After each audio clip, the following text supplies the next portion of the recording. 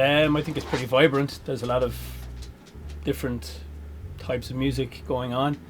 I don't think that there's much of a real outlet for a lot of bands though, because the Irish music scene as a whole is incredibly insular. So unless you're going to be a Hosier or a Gemma Hayes or something along those kinds of lines, the overall music scene isn't really interested, and this is why we have people singing on TV and they go nowhere, but they act like it's the most amazing thing that they're a part of, yet there's no creativity involved in it. You're just singing somebody else's songs via somebody else's guidance. That's not how to make music. Dublin is quite a good city in the sense that there's quite a lot of venues and promoters that genuinely care about promoting and putting out great music and displaying it, and as a result I think the supply kind of creates the demand, or the demand and the supply are kind of linked. So because there is this platform for the display of great live music, so many bands have stepped up to the mark, and we've done a lot of gigs in town, a lot of gigging around, and we've come across some really just stunningly fantastic bands on a really, really high level. And it kind of encourages you and to constantly perform as well as you can. Yeah, and there's that slight competitive edge. It's a great sense of camaraderie amongst the bands, and everybody helps each other out. But you hear a good song and you think, yeah, that's a good song, but I'm gonna write a better one. I think the scene in Dublin is actually really good, because I've been talking to a few different musicians from loads of different places around the world, and a lot of them just actually settled here. They said Dublin was one of the cities where you can actually make a living as a working musician. Like, you can be working, gigging 5 nights a week, 6 nights a week if you want, and making a living off it, Yeah, Dublin seems to be pretty hopping. I think Irish music definitely needs more support from the mainstream media platforms in Ireland, because a lot of the time, obviously that's at the level of RTE and all of those national broadcasters, but an awful lot of the time an Irish act has to make it big in either the UK or America before they'll be played majorly on the Irish radio quite regularly. So I don't know, maybe invent an alternative platform, broadcast loads of indie bands, just... I suppose more kind of small town festivals, in the city, maybe in Dublin, in Temple Bar and stuff, where people can kind of go free in and have not just 3 or 4 bands, but maybe 2 or 3 days worth of bands on all day, and drinks and stuff like that, and we go. Yeah. Some kind of simple way of just more gigs, basically. Paid gigs for bands. Yeah. That'd be a big thing. I think that nationally the best thing that could be done would be proper investment in facilities for kids to actually go out and play instruments, to be in bands. Coming from a rural background myself, it was seen that you play in a band or you play music up until a certain age, and then it's you grow out of that, you get a job, you do whatever. That's not the case, because a lot of people stick with playing music, but pretty much every band that has kind of been successful from Ireland, they've made their success outside of Ireland, and then they become successful. There are exceptions, of course, but the majority of bands have to go elsewhere to get recognised before they're recognised here. And I just think that the infrastructure in Ireland is so poor when it comes to understanding, developing and pushing artists, that it really needs to complete another overhaul, and it needs new people involved in arts councils and this kind of thing as well. People who have a bit more perspective and aren't just conservatives who've been there for 20, 30 years. It's tough promoting in general, and you have to put out loads and loads of feelers and be prepared to have loads of doors closed in your face, but that's the way it goes, and then sometimes you can just maybe contact one person and they just click with you, or they get your thing and they're like, oh, I love it, this is amazing type of thing, and we'd love to be involved. You can't find the odd good one, who's actually cares about the music and wants to help Irish unsigned bands do well, you know what I mean? But they're few and far between. Most people are just looking after their own venue, basically. They just want to promote their venue. Well, starting from the ground up, there is a wonderful amount of community radio stations happening in Dublin and the surrounding areas. and we've been lucky to get a few interviews there among various stations ourselves, and I know plenty of other bands who have done so, and that's been their first test of, you know, how they fare in front of the microphone, beaming out live. Yeah. And moving on from there, there's not loads, but there is the occasional few programs on the bigger radio stations. I mean, TXFM are quite a good one, and then certainly Nova as well, and Nova Sundays Locals Only is a great show for getting bands out there, I suppose.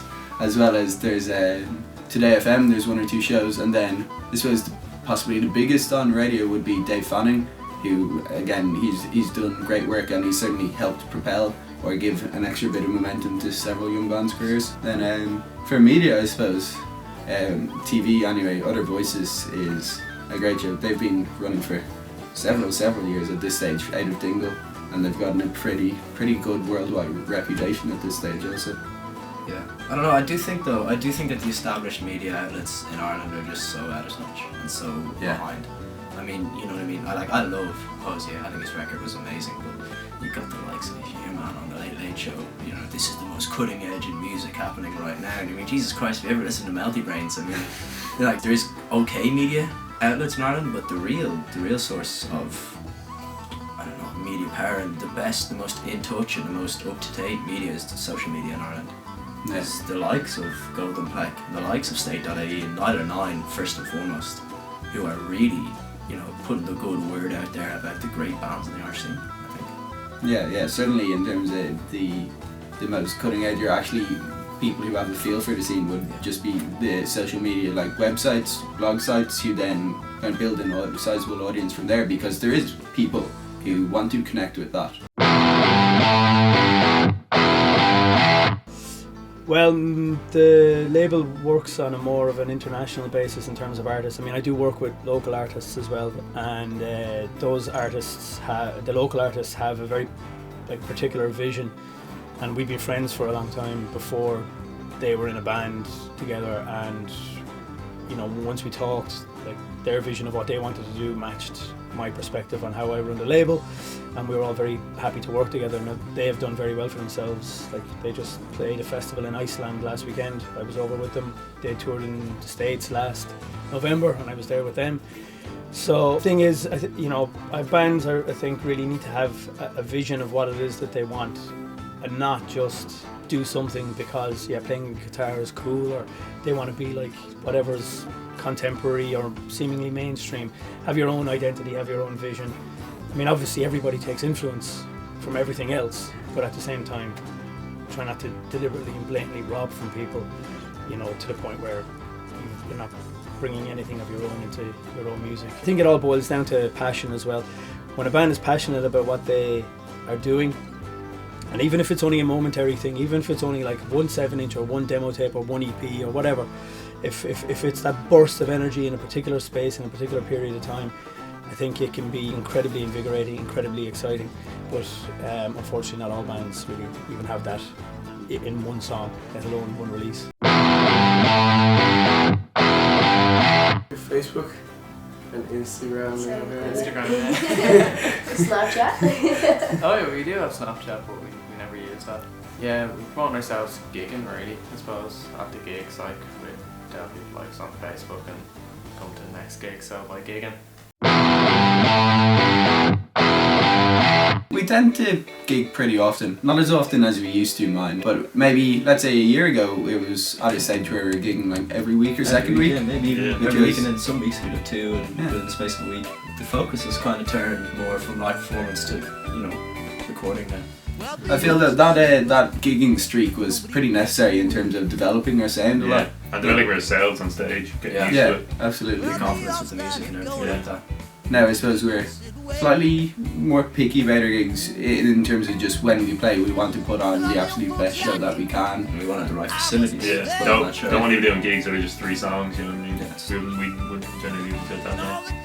You want the full set, be able to properly display your songs, you know. Put on a show.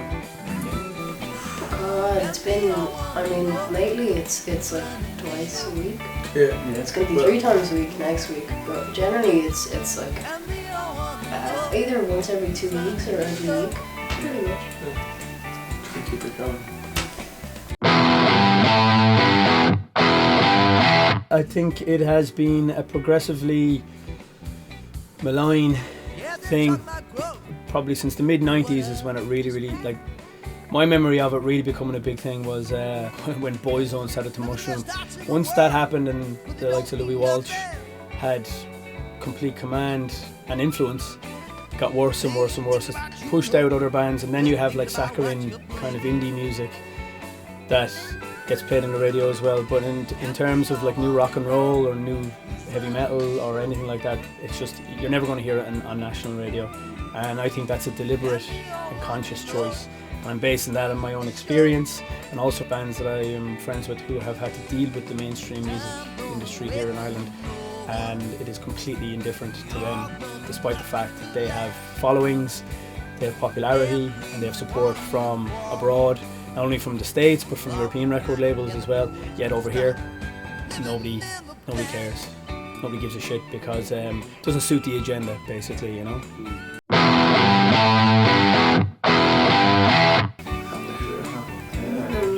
Still gigging probably. Still not getting paid. Maybe getting paid. Maybe, I'd say it'd be hopefully. different for all of us personally, but Yeah, I'd like to be signed. yeah, that'd be.